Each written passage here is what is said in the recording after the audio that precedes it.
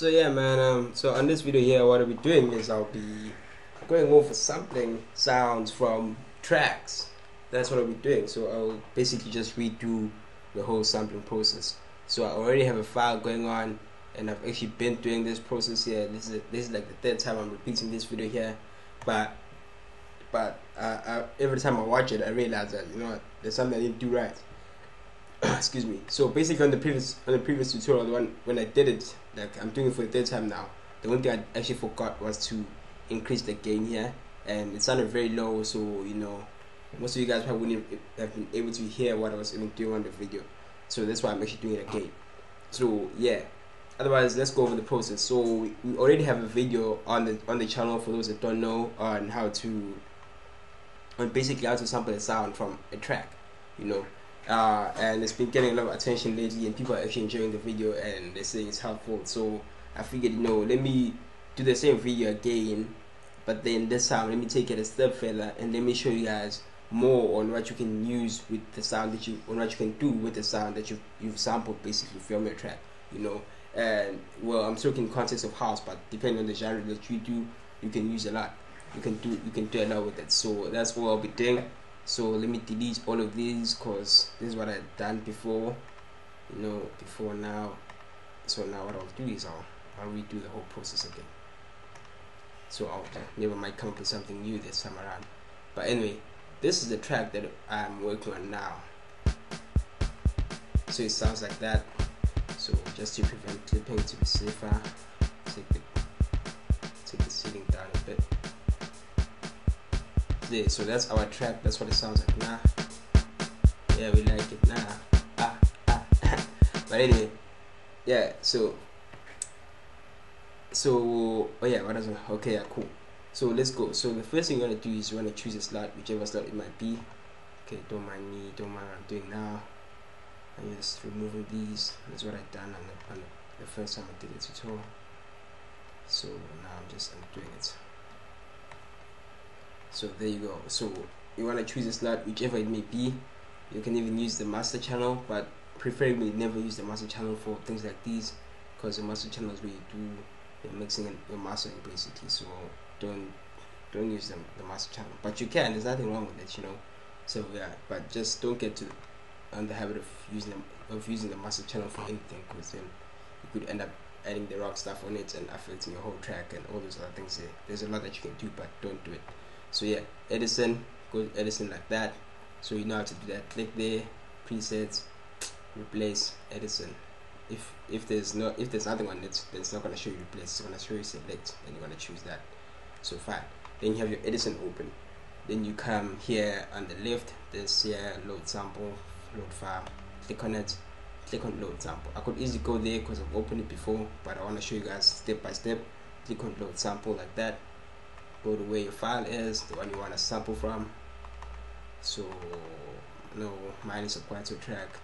For those that don't know, Kwaito is a South African genre of house music, quite old, was popular back in the 90s, and yes, so that's the track I'll be sampling from. So I'm sampling from a track that's probably like 1998, I don't even know how old it is, and now it's 2014, but yeah, so this is the track here. It sounds like this.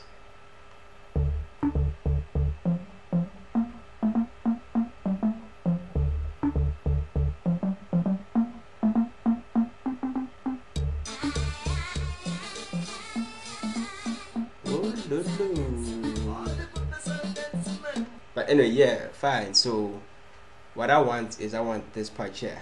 I want from here to there, because from there on, this part here, it's just a repeat of this whole process. So I want that part.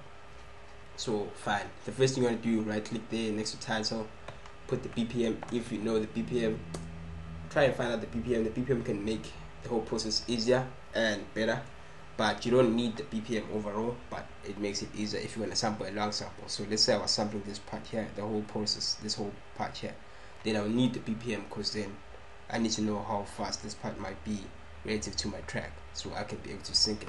So I'll show you what I mean now. So let me add that there. You see, so that's what sampling basically. Sorry, I never covered that. So let me just go over it again. So you have your sample loaded. You just click there till it turns orange, click and hold, drag to where your sample might be. If your sample is there, then choose from there. If it's here, go there. That's all you do. Then you just drag until basically you zoomed in enough and you're happy that you can see most of the stuff there. Then you see where the sound begins. Then just click there like that and drag to the right, and you basically drag until the end of the part where you want to sample from. So I want to sample from here up until there. So that's what I was doing basically. Then just go there, click on drag sample, click and hold, drop it off like that. Then you have a sample. It's here like this. There it is. So there's your sample there. Now I'll show you why you need to know the BPM. So let's assume you don't know the BPM of the sample. So this is what you're gonna have in your track. Now you hear that's a mess. That just doesn't click. That doesn't sync. That doesn't sound in sync with the track. That's where the BPM comes in. So the BPM helps you to sync the two together. So if you have a long sample, then you can use the BPM. So you just click there, go to Pro Default, right click on time, auto detect, 100 embedded, because you've already set the BPM here on Edison. So Fruity Loops is able to detect that and show you and give you an option for it. Then now it sounds like this.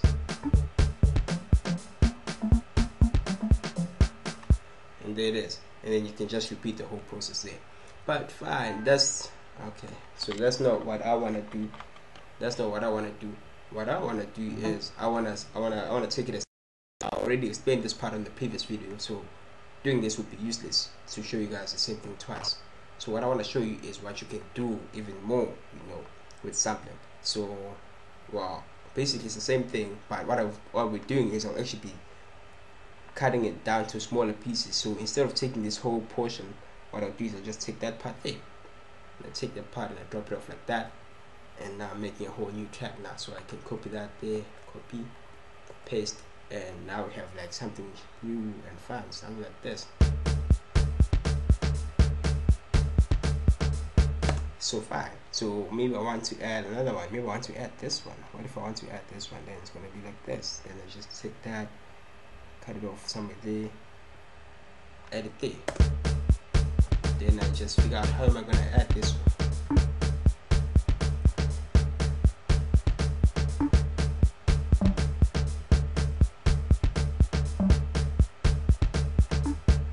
Okay, so I don't like that one, so maybe I could just do this because I want it boom. So I want that boom sound like.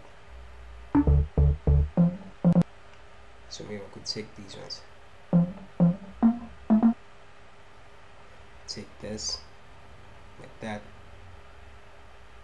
cut off there, drag, come back down, nothing happens, fine.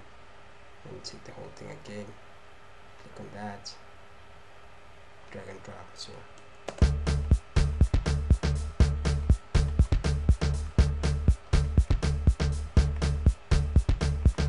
let's go there.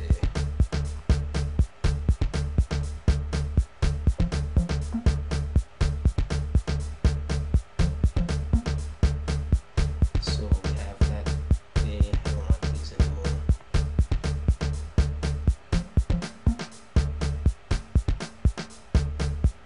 So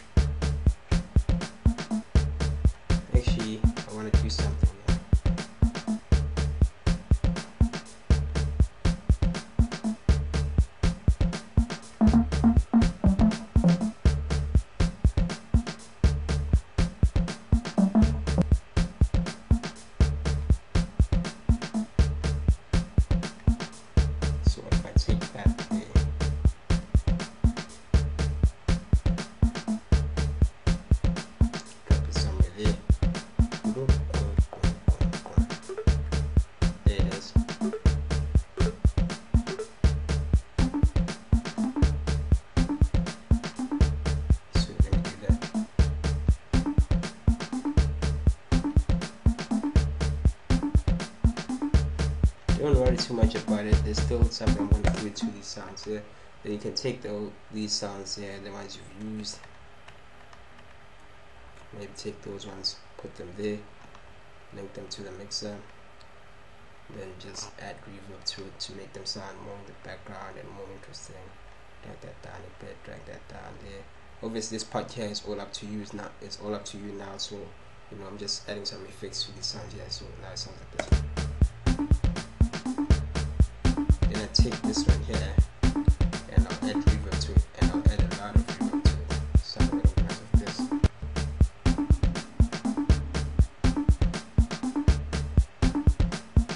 And then what I want to add to this is a delay. What I want to add is also this. Then I want to come here and I want to say presets, basic sign LFO. And I want to say right click on that, link to controller, go there, accept, then have this.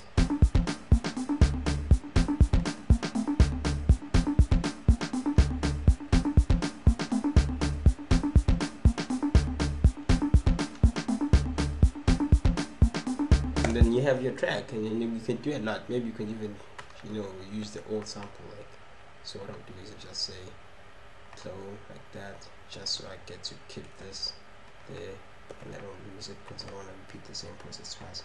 And you could do this, wrong sample. Maybe you could do it for let me do this, excuse me, let me do this, and then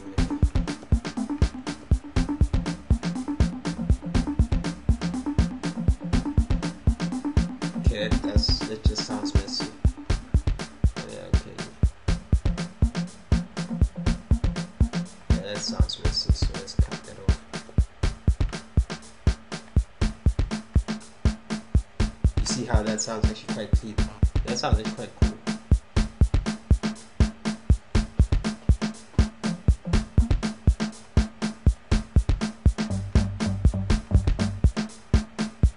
And you could actually use this. So what if I did this and add the two sounds together?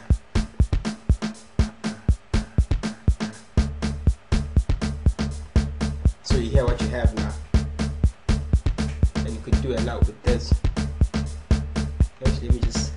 So that's how you do the whole process there. But what I'll do now is just some fun stuff for myself.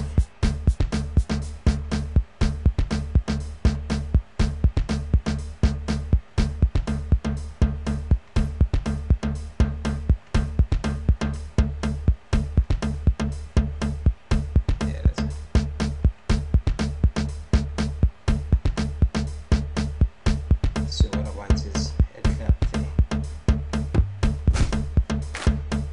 So I want that there.